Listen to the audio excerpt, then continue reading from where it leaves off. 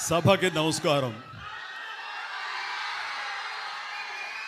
ఎంతో ఆత్మీయంగా యార్లగడ్డ వారి కుటుంబ సభ్యుల మధ్య వారి కుటుంబంలో జరుగుతున్నటువంటి ఒక సంబరంలాగా నాకు అనిపిస్తుంది. సరే, మనం ఎక్కడున్నాము ఏంటంటానికి నా అభిమానులు వాళ్ళ కేకలు కేరింతలు తెలియని ఉత్సాహాన్ని ఇస్తుంటాయి. Thank you. ఇక్కడికి బయలుదేరి వచ్చే ముందు వైజాగ్కి మా ఆవిడ నా బ్యాగ్ సర్దుతూ, ఏమండి ఏమేమి బట్టలు పెట్టాలి అంటూ కొన్ని డెనిమ్స్ ప్యాంట్లు, కొన్ని జీన్స్ అవి పెట్టింది. చూడగానే నాకు మిత్రులు యార్లగడ్డ ప్రసాద్ గారు, ఆయన ఆంగికం, ఆయన వేషధారణ, తెలుగుదనం గుర్తొచ్చిన తర్వాత మనం డెనిమ్స్ ప్యాంట్లోని వాటికి వెళ్తే చాలా అసహ్యంగా ఉంటుంది, పంచి కట్టుకుని వెళ్తే ఎలా ఉంటుందని. మీరా పంచ ఎప్పుడు కట్టలేదు కదా అంటే నిజమే. నేను ఎప్పుడు ఇలా పంచి కట్టుకుని ఏదో ఇంట్లో కూర్చొని పూజ చేసుకుంటున్నానేమో కానీ ఇలా బయట సభలకు వచ్చి ఇట్లా మాస్ పబ్లిక్ ముందు ఎప్పుడు నిలబడలేదు. కానీ జాగ్రత్త అంటే ఎప్పుడైనా అలవాటు లేక తడబడి కాలు జారుతారేమో అంది. కాలు జారటమా ఏంటి భాష అన్నాను. తడబడి పడతారేమోనని. పర్లేదు, ఎవరో పక్కన ఉంటే పట్టుకుంటాను అన్నాను. సరే, అయితే ఆ రకంగా ఈ రోజున ఇది వేసుకుని వచ్చాను. వచ్చిన దగ్గర నుంచి చిన్న టెన్షను, వెనకాల ఏదో కొంచెం లూజ్ అయినట్టుంది నాకు, ఊడిపోతుందేమోనని మన కృష్ణదేవరాయలు గారు చెప్తాను. నేను వెళ్ళి వచ్చాము వెనక చూస్తున్న బాబు ఏదో జారిపోతే నేను చెప్పి సర్దించుకుంటానని చెప్పేసి. సో అలవాటు లేకపోయినా సరే కొన్ని అలవాటు చేసుకోవడం ఎంత అత్యవసరం, అది ఎంత సంతృప్తినిస్తుంది అనేది అంత ఇంత కాదు. ఈ రోజున ఇక్కడికి వచ్చానంటే కనుక యార్లగడ్డ లక్ష్మీప్రసాద్ గారు, షార్ట్గా వైఎల్పి అనేస్తాం మేము, నాకు చిరకాల మిత్రులు, నాకంటే పెద్దవాళ్ళు, నాకంటే విద్యాధికులు, సరస్వతి పుత్రులు, అన్ని రంగాల్లోనూ ఆయనకి మిత్రులు ఉన్నారు. ఆయనకు విశేషమైనటువంటి ప్రజాభిమానం ఉంది. ప్రపంచవ్యాప్తంగా తెలుగు వాళ్ళు ఎక్కడికి వెళ్ళినా సరే వైఎల్పి గారిని చూసి అభిమానించిన వాళ్ళు, ఆయన చూసి ఆకట్టుకునే వాళ్ళు ఎవ్వరు ఉండరు. అలాంటి అత్యద్భుతమైనటువంటి పర్సనాలిటీ ఆయన. సాహిత్యపరంగా కానివ్వండి, రాజకీయంగా కానివ్వండి, ఏ రకంగా చూసుకున్నా సరే ఆయన ప్రేమతో కానివ్వండి అందరినీ ఆకట్టుకునేంత గొప్ప మనస్తత్వం అయింది. అలాంటి వాడు మా ఇంటికి వచ్చి రావాలి, మా లోక్ నాయక్ ఫౌండేషన్ తరపున మాకు అత్యంత ప్రియమైనటువంటి గురువు కానివ్వండి, పూజ్యులు కానివ్వండి, మీరు ఏమని అనుకోండి, అలాంటి ఎన్టీ రామారావు గారి 28వ పుణ్యతిథి రోజున, అంటే వర్ధంతి దినాన ఆయన సెంటినరీ కొనసాగిస్తూ, అలాగే అక్కినేని నాగేశ్వరరావు గారి సెంటినరీ అని ప్రారంభిస్తూ అది కూడా కొనసాగించే దిశగా ఇద్దరు మహానుభావులు, మహానటులు, మహా వ్యక్తులు, మనకు ఆద్యులు, పూజ్యులు, అందులో మీలాంటి వాళ్ళకి మరీ సినీ రంగంలో అత్యంత కావలసిన వాళ్ళు. కాబట్టి మీరు రావాలనగానే ఏమాత్రం సంకోచించకుండా ఇది గొప్ప అవకాశంగా అనిపించింది. ఆయన 18వ తారీఖు వస్తే బాగుంటుందంటే అనుకోకుండా 18వ తారీఖు నాకు ఇంకొక పని ఏర్పడేసరికి నేను 1 or 2 days డిలే చేయొచ్చాను. ఏం పర్వాలేదు, 19 సంవత్సరాలుగా 18వ తారీఖు జనవరి చేస్తూ వచ్చావు, మీలాంటి వాళ్ళ కోసం 1 or 2 days అంటే 1 month అని పోస్ట్పోన్ చేస్తారంటాం. వారికి నా పట్ల నా అభిమానానికి నేను రావాలి అని గట్టిగా ఆయన సంకల్పానికి అది నిదర్శనం. ఈ రోజున నేను ఎంతో సంతోషంతో వచ్చాను, అంతకంత ఆనందంతో ఇక్కడి నుంచి వెళ్తానని అనుకుంటున్నాను. ఇక రామారావు గారి గురించి, పూజ్యులు, యుగ పురుషులు అండ్ మాలాంటి వాళ్ళకి దైవ సమానులు, అలాగే అక్కినేని నాగేశ్వరరావు గారు అదేవిధంగా ఆయన మాకు పూజ్యులు, మాకు ఆరాధ్యులు. అలాంటి వారి గురించి ప్రత్యేకంగా తెలియనిది ఎవరికి, ఏమని చెప్పాలి, ఎంతని చెప్పాలి. కానీ వారిద్దరితోటి ఇందాక క్లిప్పింగ్స్ చూస్తుంటే నా దృష్టిలో లేవు, అంటే కలిసి పనిచేశాను అని అనుకున్నాను తప్ప అవి విజువల్స్ చూసిన తర్వాత నేను ఎంత అదృష్టవంతుడిని.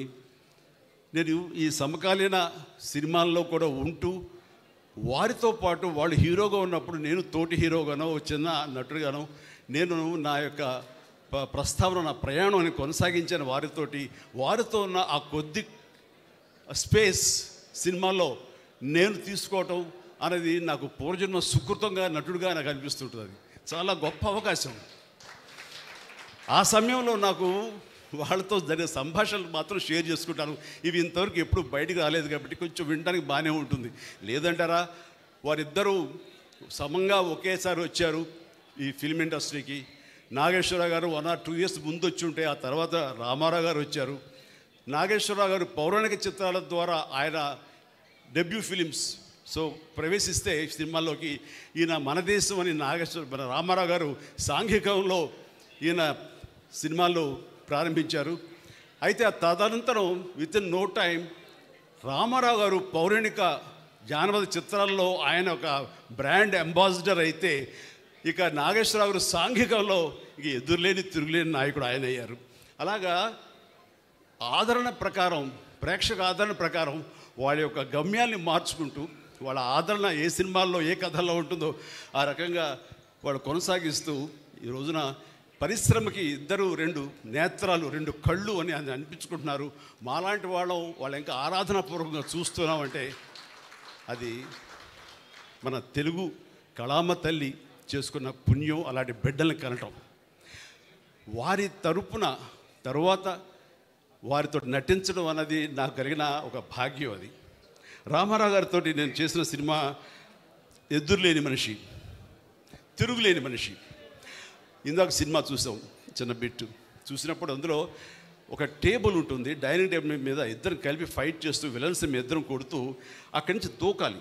3 అడుగులే కదా అనే ఉద్దేశంతో ఆయన చేయించి పెట్టి ఇద్దరు కలిపి జంప్ చేసి దూకాలి. నేను దూకేశాను. ఆయన ఆగిపోయా, బ్రదర్ ఏమది అని. ఏంటి సార్ అన్న, అలా దూకేస్తే అట్లాగా అన్ని డూపులు చేసుకుంటారు, మనం అలా ఊపిస్తే సరిపోతున్నాను. నాకు ఎవరు చెప్పలేదండి. దూకిస్తేనాను 3 అడుగులే కదా అని దూకానన్నాను. లేదు బ్రదర్, ఆర్టిస్ట్ చాలా విలువైన జీవితం. అనుకోకుండా ఏదైనా సంభవిస్తే కనుక, ఏదైనా జరగకుండా జరిగితే టోటల్గా సినిమా ఎంత నష్టపోతారో, ఫైనాన్షియల్ కానివ్వండి, టైం కానివ్వండి, తోటి వాళ్ళ నటినట్లు వాళ్ళ సమయం కానివ్వండి, ఎప్పుడు జాగ్రత్తగా ఉండాలి. సినిమాలో ఏది కనపడదు, మనం చేసామని అనుకుంటారు అని చెప్పినప్పుడు కరెక్టే, కానీ చేయాలని ఉత్సాహం ఉంది, అన్నీ ఒరిజినల్గా చేసేయాలని తాపత్రయం ఉంది, ఆ కుర్రతనంలో ఓకే అని అనుకున్నాను. కానీ అదే 1 year తర్వాత సంఘర్షణ అనే సినిమా చేస్తూ సరిగ్గా 3 అడుగుల ఒక పొలం గట్టు మీద నుంచి విలన్ని తన్నేలాగా నేను ఎక్కి జంప్ చేసి తన్నాను. సరిగ్గా ల్యాండ్ అయ్యాను కిందకి, కాలు మడతపడింది. దాంతో 6 నెలల పాటు షూటింగ్ చేయలే నేను. ఆ తర్వాత లండన్ వెళ్ళాం, లివర్పూల్, అక్కడ మినస్కా స్టేర్ అయిందన్నారు, దానికి ఆపరేషన్ జరిగింది. సో ఎంత నష్టమైందంటే అంత ఇంత కాదు.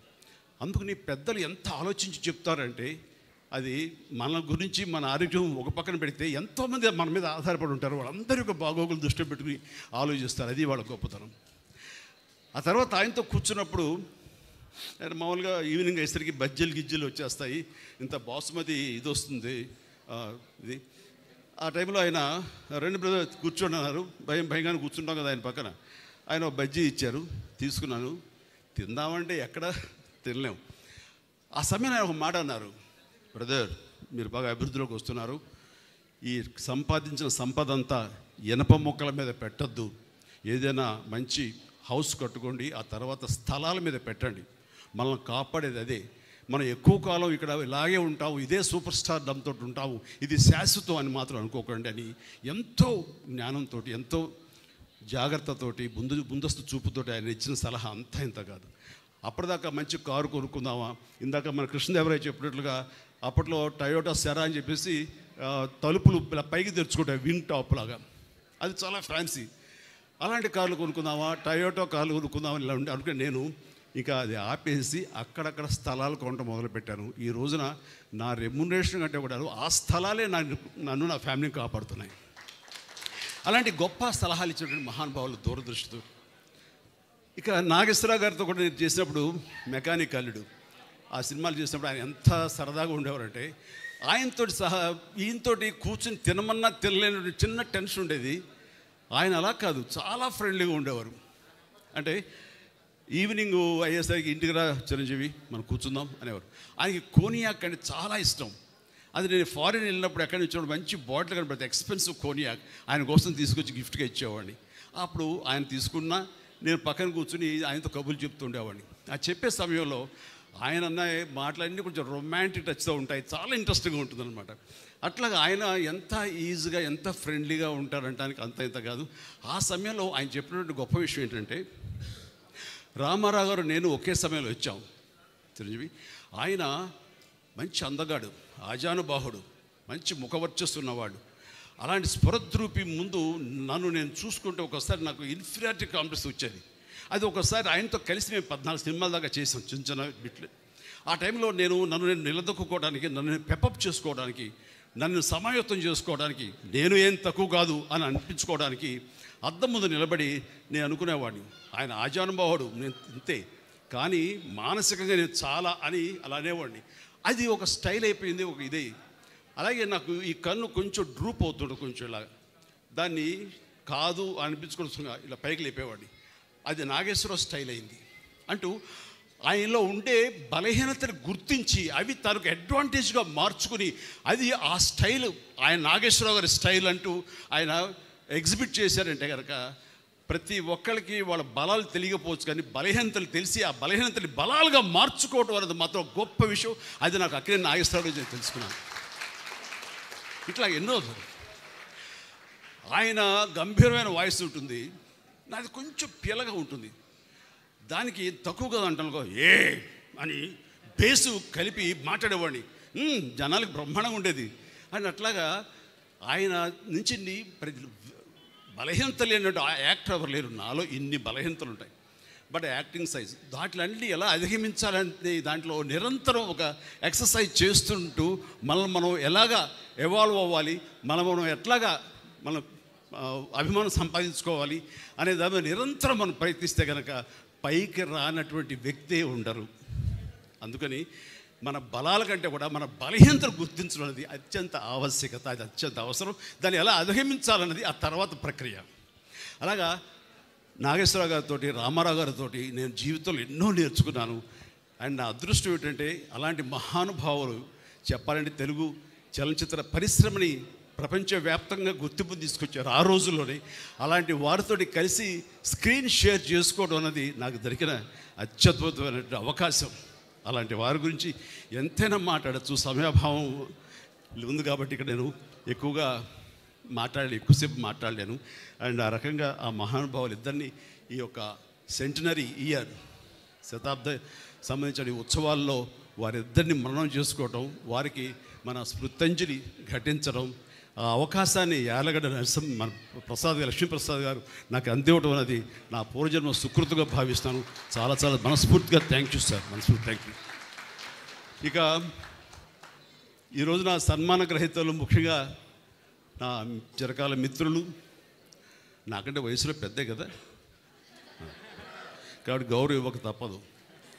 ఎండమూరి వీరేంద్రనాథ్ గారు, ఆయనతోటి నా అసోసియేషన్ అనేది ఎంత అత్యద్భుతమైనటువంటి ప్రయాణం అంటే, నా స్టార్ స్టేటస్, నేను స్టార్ని అవ్వటానికి అత్యధికంగా ఆయన కంటెంట్, ఆయన రాతలు, ఆయన రచనలు, ఆయన క్రియేట్ చేసిన క్యారెక్టర్స్ నాకు 80వ దశకంలో అవి ఉపయోగపడ్డాయంటే కనుక ఎక్కువ నేను ఆయనకి అది కంట్రిబ్యూట్ చేయగలను. ఆ డెడికేషన్ ఆయన మేధా సంపత్తిలోంచి వచ్చేటువంటి ఆ క్యారెక్టరైజేషన్స్ నాకు సోపానాల్లాగా మరింత హైట్కి వెళ్ళేలాగా, మరింత స్టార్డమ్ని పొందేలాగా. చెప్పాలంటే మెగాస్టార్ అనే పేరు వచ్చింది కూడా వన్ ఆఫ్ హిస్ ఫిలిమ్స్, అది కూడా వరుసగా చెప్తాను. ఒకరోజు అమ్మగారు నెల్లూరులో ఉంటుండేవారు, నాన్నగారును, నేనేమో చెన్నైలో మెడ్రాస్లో ఉండి అటు ఇటు వెళ్తుండేవాడిని.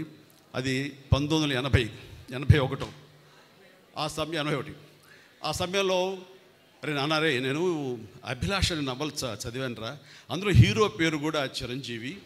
అండ్ అది చదువుతుంటే నాకు ఏదో నువ్వే గుర్తుకొస్తున్నావు, నువ్వే ఇది ఉంది, బహుశా ఎండమూరి రైటర్ కూడా నీలాంటి దృష్టిలో పెట్టుకుని రాశారేమో అనిపిస్తుంది అని అనేసరికి అవునా, బాగుందాం, అంత బాగుందమ్మా, నాను చదువుతావు, నువ్వు చెప్పమ్మా నాను. అమ్మ చెప్తే చాలా అందంగా చెప్పింది, నేను చదువును కూడా చదవలేదు కానీ అమ్మ చెప్పేసింది. సో అది ఆ తర్వాత మెడ్రాస్ వెళ్ళిన 2-3 డేస్కి 2 వీక్స్ లోపల అండ్ మన కేఎస్ రామారావు వచ్చి, బాస్ ఇలాగా ఒక స్టోరీ ఉంది, మీరు మాకు చేయాలి, దాని పేరు అభిలాష.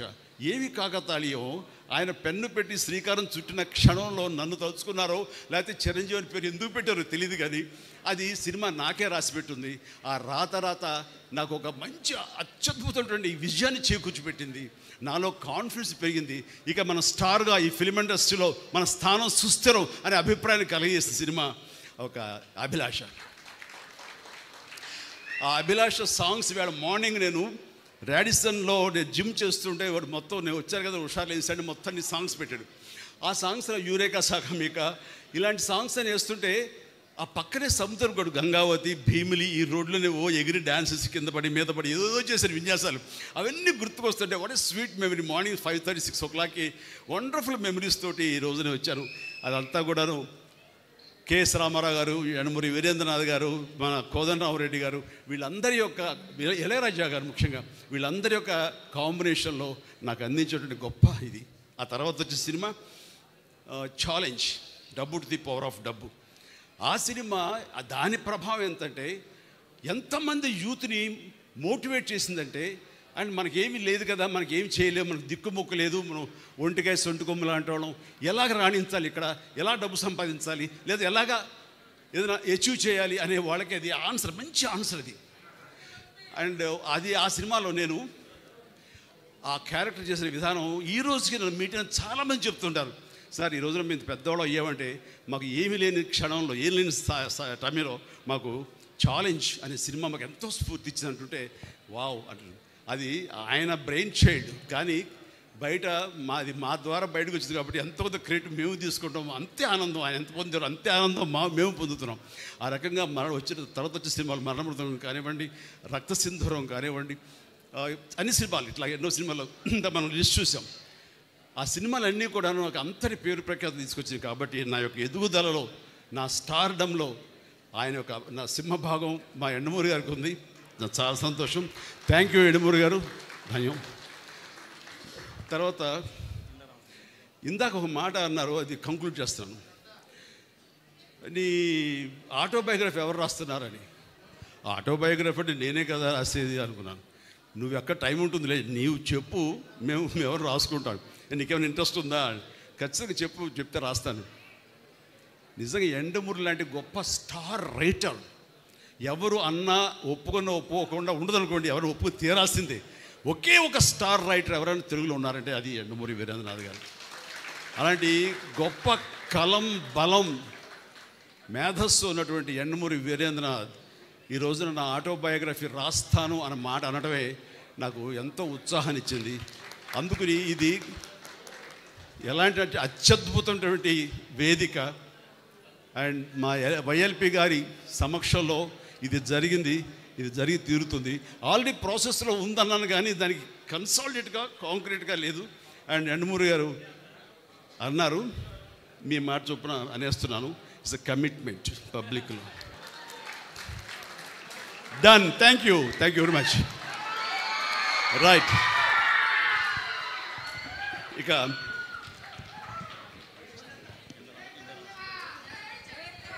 నాకు గతంలో ఇక్కడ సన్మానితులు ఉన్నారే వాళ్ళందరి యొక్క తోటి నాకు ఏదో నా యొక్క 45 ఏళ్ల ప్రస్థానంలో నాకు ఏదో ఒక తారసపడ్డాము, మాకేదో సంబంధాలు ఉన్నాయి. కానీ ఒక ఇంట్లో రామసుబ్బారెడ్డి గారి ఈ విషయంలో మాత్రం వారి గురించి విన్నానే తప్ప నేను ఎప్పుడు మీట్ అయ్యే అవకాశం నాకు కలగలేదు. అండ్ వారి గొప్ప మానసిక శాస్త్రవేత్తలు, డాక్టర్ అని విన్నాను. అండ్ నాకు ఇంట్రెస్ట్ అయిన సబ్జెక్టు మానసిక శాస్త్రం అండి. అండ్ నేను దానివల్ల ఎప్పుడు దాన్ని ఆలోచించుకుంటూనే ఉంటాను. నాకు గురువులు ఎవరు లేరండి, కానీ మీలాంటి వాళ్ళ రైటప్స్ కానివ్వండి, మీలాంటి వాళ్ళ మాటలు కానివ్వండి, ఇవన్నీ యూట్యూబ్లో అక్కడ వినటం, లేకపోతే ఇలాంటి పెద్దలు చెప్పినప్పుడు వినటం, ఇదంతా కలిపి నాలో ఒక లెసన్స్ లాగా ఒక మార్పును తీసుకొచ్చినాయి. అందుకు రకంగా పరోక్షంగా మీరు నాకు ఎన్నో కరెక్షన్స్ చేశారు. ఇందాక మీరు అంటున్నట్లుగా ఈ రోజున ఈ యొక్క మనం వెళ్ళే ఈ స్పీడ్ యుగంలో మనకి ఎన్నో మానసిక రుగ్మతలు లోనైపోతుంటాం. అది బాడీకే కాదు, మనసు కూడా రోగం వస్తుందని మీరు అన్నమాట అది అక్షర సత్యం. మళ్ళీ నిర్వీర్యం చేస్తుంది. ఒక్కోసారి లేవగానే అన్నీ బాగున్నాయి కదా, సినిమా సూపర్ హిట్ అయింది, ఇంట్లో బాగున్నారు, డబ్బులు బాగున్నాయి, బ్యాంక్ బ్యాలెన్స్ దండిగా ఉంది, ఏదో తెలియని ఒక న్యూన్యతా భావం, తెలియని ఒక లోన్లీనెస్, ఎందుకంటే చెప్పలేవు. అది ప్రతి ఒక్కడు ఏదోలే అని మర్చిపోయి వెళ్తుంటారు. కానీ మీలాంటి వాళ్ళు సంప్రదిస్తే కనుక దానికి అత్యద్భుతమైన చిన్న చిట్కాలతోటో చిన్న చిన్న మాత్రలతో మీరు దాన్ని మాయం చేయగలరు. అది మీలాంటి వాళ్ళ యొక్క ఆవశ్యకత ఎంతైనా ఉంది. అది గుర్తించి అందరూ ఉపయోగించుకుంటే కనుక అది అందరికి ఉపయోగపడుతుంది, అందరి జీవితాలకి అది మెరుగవుతుంది. ఆ రకంగా మీకు ఈ రోజున సన్మానం చేయటం, మీలాంటి వాళ్ళు గుర్తించి మా వైఎల్పి గారు ఈ స్టేజ్ మీద మీకు సన్మానించే అవకాశం అందరికి ఇవ్వటం మా అదృష్టం. Thank you sir. అలాగే మా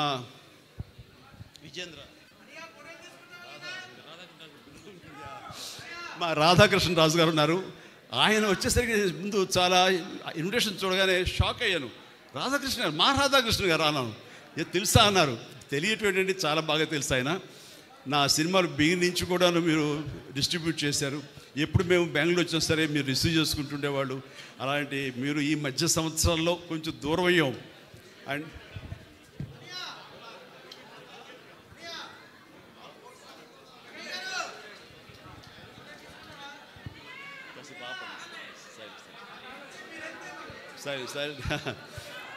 సరే, ఆ రకంగా ఎన్నో సినిమాలు బిగినించి నన్ను నా సినిమాల్ని కర్ణాటకకి పరిచయం చేసి కర్ణాటకలో డిస్ట్రిబ్యూటర్ చేసి నా ఇమేజ్ ఆంధ్రప్రదేశ్ తర్వాత కర్ణాటకలో నా ఇమేజ్ అంత పెరిగింది. రాజకుమార్ గారు లాంటి ఆయన నన్ను పిలిచి, ఏమయ్యా మీ సినిమా హుబ్లీలో ఇంత అత్యద్భుతంగా ఆడుతుంది, హుబ్లీ అనేది హార్డ్ కోర్ కర్ణాటక బెల్ట్, అలాంటి హుబ్లీలో నీ సినిమా దొంగమూడు మన ఘరణ మూడు ఇవే ఆడుతున్నాయి, రికార్డ్ బ్రేక్ చేసి అంటే కనుక అది చాలా గ్రేట్ అంటూ మిమ్మల్ని ఓన్ చేసుకుంటారు మా కన్నడిగులు అంటుంటే కనుక దానికి అవకాశం ఇచ్చింది, దానికి నాంది పలికింది మీరు రాధాకృష్ణరాజు గారు. Thank you so much. ఈరోజు మేము రావటం, మీరు కలవడం చాలా ఆనందంగా ఉంది. ఇక మన నెల్సన్ గారా, Wilson Sudhakar. So Wilson Sudhakar గారు కూడా కలిసాను. ఆయనతో కూడా నాకు పరిచయం ఉందన్న విషయం ఆయన చెప్పేంత నాకు తెలియలేదు. అలాంటి పర్యాటక నేను మంత్రిగా ఉన్నప్పుడు ఆయన పర్యాటన శాఖకు సంబంధించినటువంటి ఇది ఆయనకి పర్యాటనకి సంబంధం ఉంది. అలాంటి వారికి సన్మానం జరగటం ఉంది, చాలా సంతోషం. ఇలా ప్రతి ఒక్కరిని గుర్తించారు. మరీ ముఖ్యంగా నాకు చాలా సంతోషం అనిపించింది, రామారావు గారి దగ్గర ఒక లాయల్టీ తోటి పనిచేసేటువంటి వారి డ్రైవర్ని, మన సెక్యూరిటీని వారిని పిలిచి పిఏ గారిని పిలిచి సన్మానించడం అనేది చాలా అత్యద్భుతం. అలాంటి వారిని చేయటం అన్నది, అలాంటి వాళ్ళు గుర్తించడం అన్నది ఈ రోజున మన సంస్కారవంతులైనటువంటి వైఎల్పి గారిది. ఇది అయిన తర్వాత ఇక్కడ నాకు కంక్లూడ్ చేస్తున్నాను. ఇక్కడ నాకు పరిచయమైనటువంటి మరొక పెద్దలు, ఆయన జస్టిస్ ఆకుల శేషసాయి గారు. ఆయన ఇప్పుడే పరిచయం అయ్యారు. ఆయన సౌమ్యత, ఆయన సున్నితత్వం, ఆయనతో మాట్లాడిన ఇది చూస్తే చాలా నాజుగ్గా చక్కగా మాట్లాడతారు, చాలా అనుకున్నాను. కానీ స్టేజ్ మీద ఆయన మాట్లాడిన మాటలు చూస్తుంటే డైనమైట్ లాగా మాట్లాడుతుంటే ఆయన వావ్ అనిపించింది. అండ్ ఆయన మాట్లాడిన ప్రతి మాట అక్షర సత్యం. అలాంటి వారితో నాకు పరిచయ భాగ్యం కల్పించినందుకు నాకు చాలా ఆనందంగా ఉంది. అండ్ యంగ్ అండ్ డైనమిక్ ఫ్యూచర్లో మంచి అన్ని రకాలుగాను గొప్ప రాజకీయ నాయకుడు అవడానికి యంగ్స్టర్స్ రావాలి, కొత్త బ్లడ్ ఇన్ఫ్యూజ్ అవ్వాలి. అప్పుడే మన రాజకీయ వ్యవస్థ అనేది చాలా మంచి దారి అంటే వెళ్తుంది. అలాంటిది ఎలా కనిపెట్టు నీ గురించి చెప్తానని ఐ లవ్ యూ కృష్ణుడు. సో శ్రీకృష్ణదేవరాయలు మాకందరికీ ఎప్పటి నుంచో ఆరాధించేటువంటి చరిత్ర ఉన్నటువంటి మహాచక్రవర్తి. ఆ పేరు పెట్టుకున్న మన లావు రత్నం గారి అబ్బాయి, రత్తయ్య గారి అబ్బాయి లావు శ్రీకృష్ణదేవరాయలు మంచి భవిష్యత్తు ఉండాలి. అండ్ తను అసెంబ్లీ పార్లమెంట్లో మాట్లాడే మాటలు కానివ్వండి, తను తీసుకునే ఇష్యూస్ మీద ఆయన ఫైట్ చేయడం కానివ్వండి, ఆయన వాగ్దాటి కానివ్వండి, ఇంగ్లీష్ అవన్నీ తెలుగు కానీ ఇలాంటి డైనమిక్ రాజకీయ నాయకులు రావాలి, ఇలాంటి ఎడ్యుకేటెడ్ పర్సన్స్ రావాలి. వీళ్ళకి నిజమైనటువంటి ఏంటంటే ప్రజాసేవ చెయ్యాలి అనే ఒక కాంక్ష తప్ప నాన్నగారు సంపాదించిన సంపాదన చాలు, కొత్తగా సంపాదించాల్సిన అవసరం లేదు. కాబట్టి ఆ ధ్యాస ఉండదు. ఓన్లీ ధ్యాస అంటే అభిమానం సంపాదించుకొని మనం రాజకీయంగా ఏదో ఇది చేసాం, మనం ఈ అభివృద్ధిలో మనం పాలు పంచుకున్నాం, మనం భాగస్వాములం, నా వలన ఈ అభివృద్ధి జరిగింది అనేటటువంటి పేరు కోసం వాళ్ళు పరితపిస్తారు, దానికోసం అహింస చేస్తారు. నాకు అనిపించింది. And good, all the very best for future endeavours.